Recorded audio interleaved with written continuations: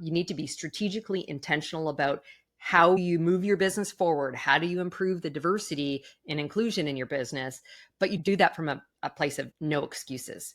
Understand the starting line, be intentional around building an action plan to achieve it. Microphone check, 1, 2, what is this? You're now listening to a brand new episode of the Play Big Faster podcast. Look what you done started. Let's go.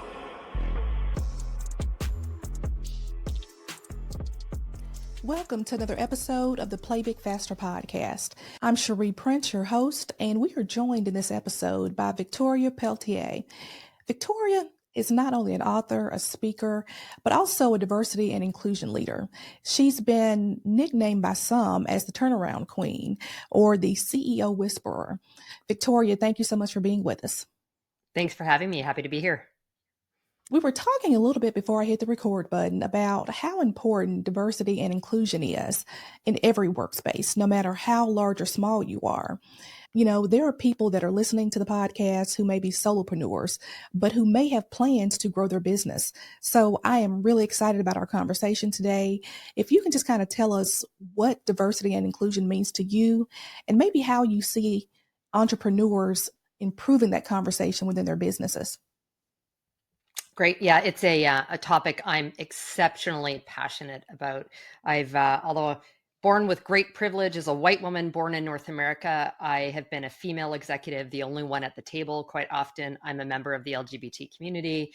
So for me, I felt it, and I've chosen to use the platform I have by being a senior executive and using my voice as power for all underrepresented minorities. And so diversity is much more than the more traditional ways we think about it in terms of gender, race, religion, sexuality. It has to do with many other aspects, particularly when we think about business. And that can be things like people with neurodiversity. It can be finding people that have been in a different job function, but have really applicable skills, or have worked in other parts of the world that can lend something to our businesses, maybe looking to expand into new markets, or just thinking about the ways different, customers or consumers might purchase from us. So diversity is many, many things. And there's an incredible amount of intersectionality that comes with that. I'm a female. I'm originally from Canada. I live in the US, a member of the LGBT community. I was married to a woman. I'm now married to a man. I have a trans child. Like, there's lots of things. And so that's what I would tell your listener, Cherie, is to think about it from a very different lens of the more traditional ways we think about diversity. And I love the fact that you brought that up, because when we're thinking about it traditionally, there's also the thought that we need to be careful on how we approach that issue when we're making hiring decisions.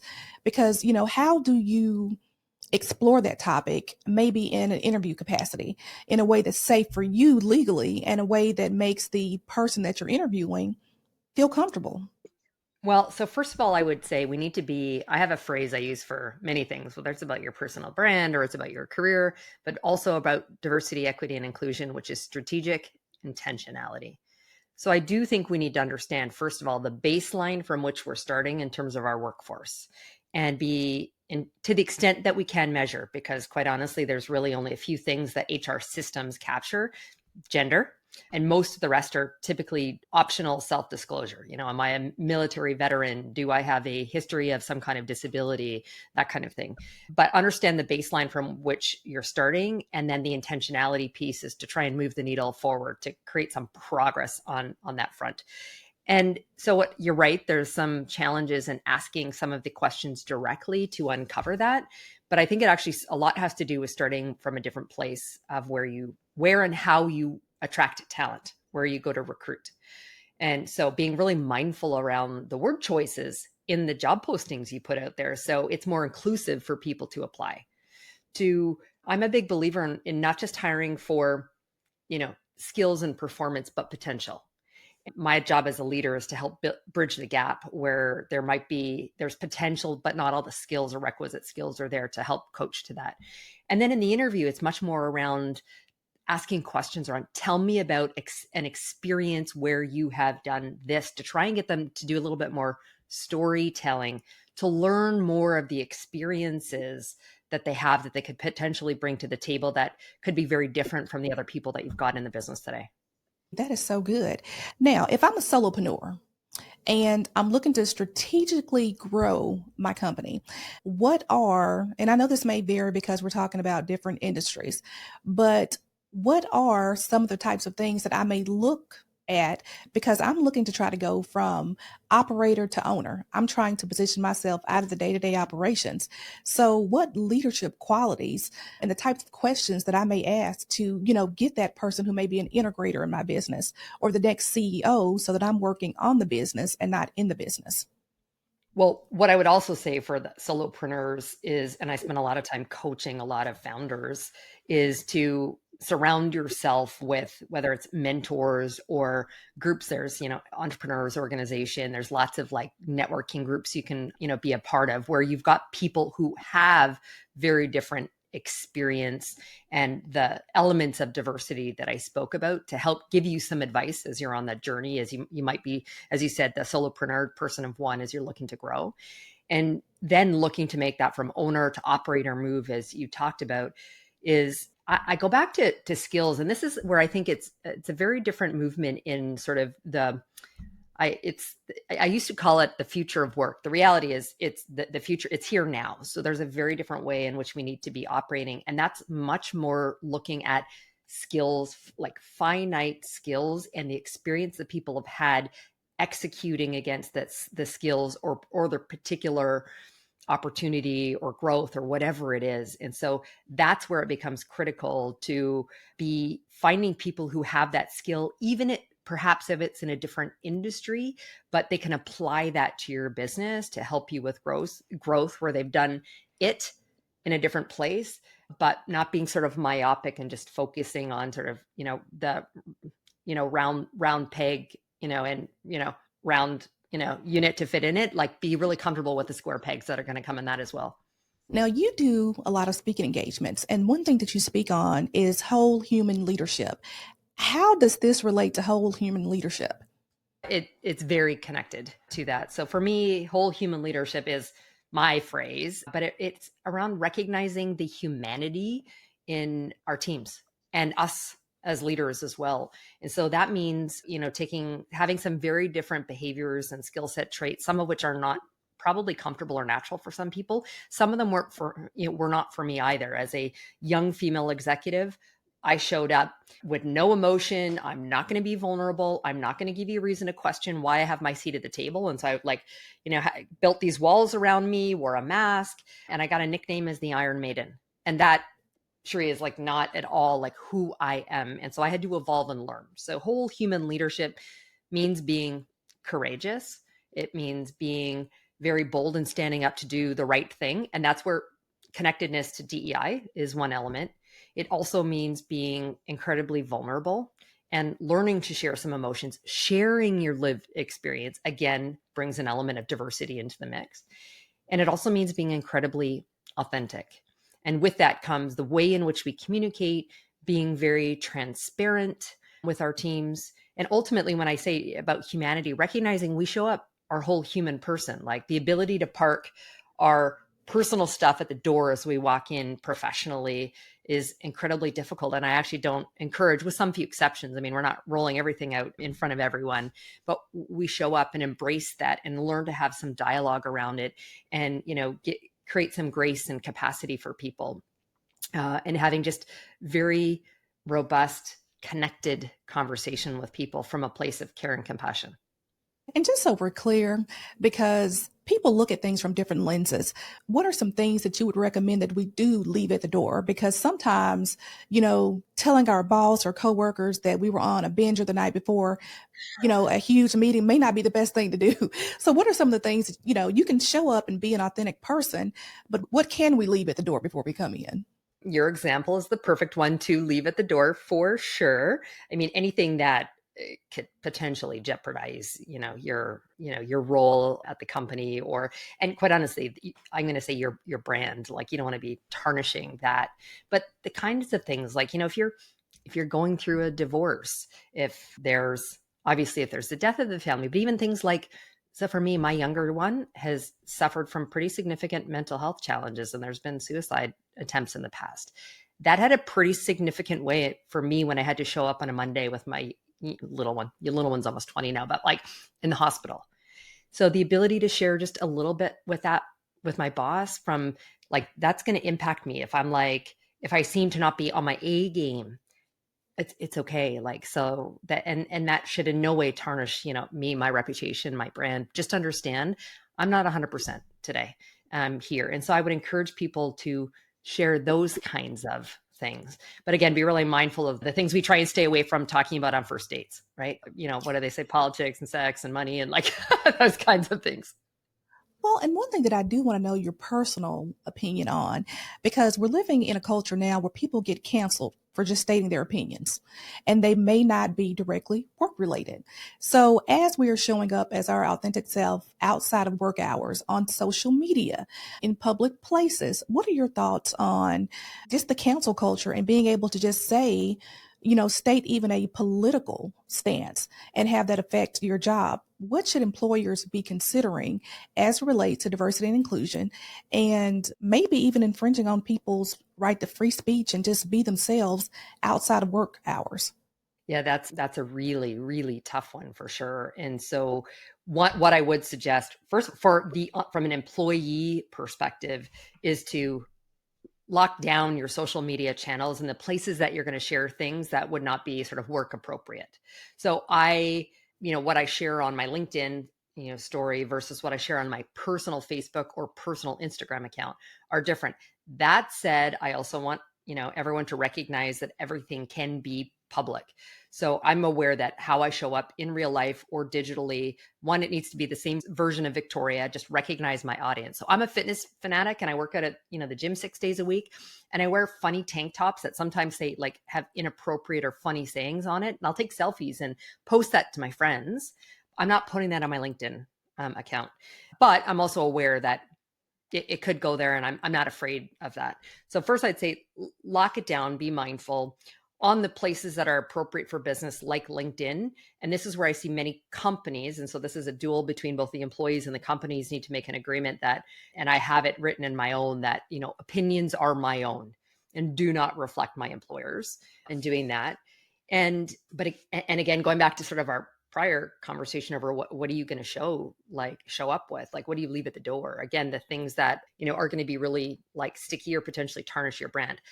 That said, I did talk a lot about authenticity as a big part of being the whole human and leader who shows up.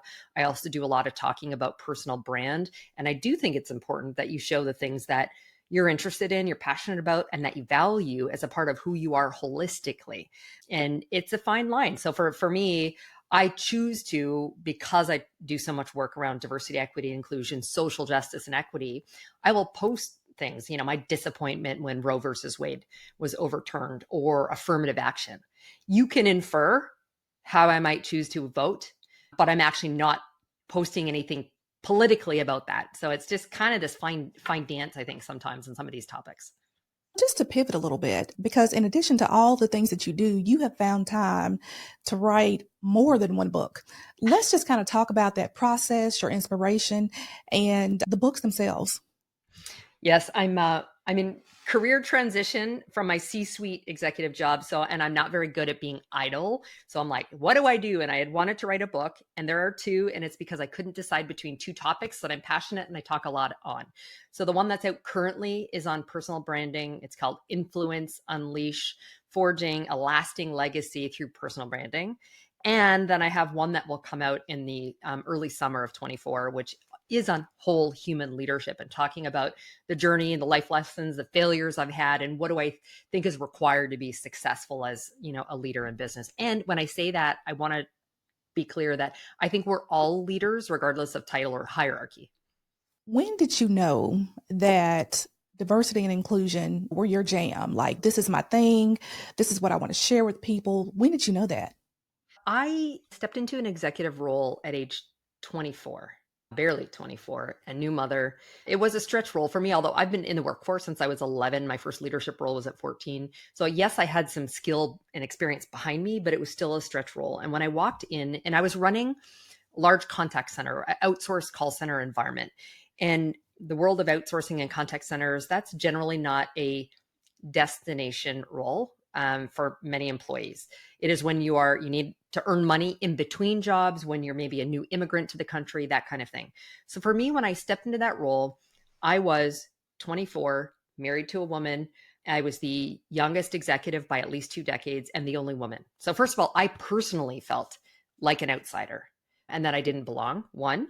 And two, much of the team that I had was in the call center were immigrants or very, very diverse backgrounds.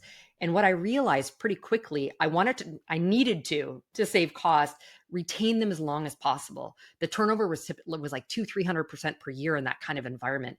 So what do I do to retain people for longer? One, and it's a difficult job. It included things like telemarketing long before like do not call lists were out there. And so how do I get them to perform?